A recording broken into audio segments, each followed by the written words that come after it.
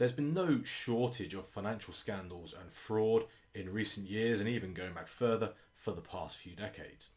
One thing they've tended to have in common in many instances is either, or sometimes both, the element of a whistleblower and an element of strong investigative reporting and journalism. Now we're seeing this again happening right now with the Wirecard case.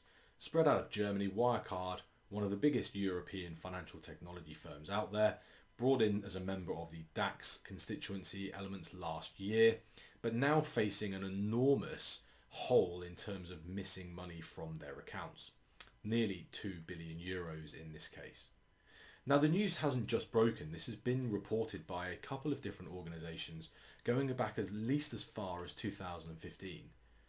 At the moment we know about much information which has been distributed by the Financial Times following information that was leaked internally from a whistleblower.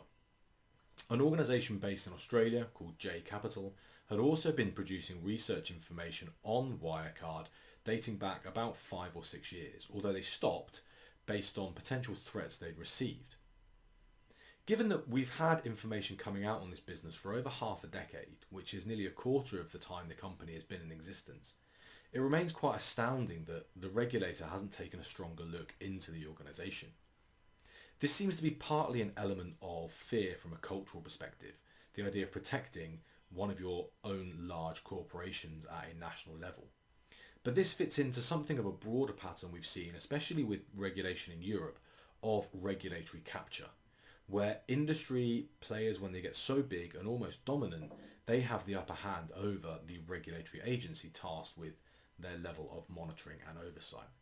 Now, it's still too early to know exactly what's happened in this case from the perspective of the relationship between constituent company and regulator, but certainly it doesn't look good, with senior members of the German government and the regulator coming out over the last few days to criticise what's happened in this case. The immediate question, of course, for Wirecard relates to their future survival. This is a huge potential fraud. It's being investigated in places like Singapore by the Singapore police force as a white-collar crime, and we're looking at potential much longer repercussions for the organisation. They've already lost their CEO, Chief Operating Officer also has been suspended. So there is a potential huge problem here for this organisation, and that would also lead, of course, to longer term implications for the partners they happen to work with around the world. So whilst we're still in the early phases of what this means from a regulatory side, it's worth thinking about what this has meant from the regulatory approach. What needs to change, because we're seeing so many of these cases now occurring, especially in Europe. It's clear that something isn't working at the heart of the system.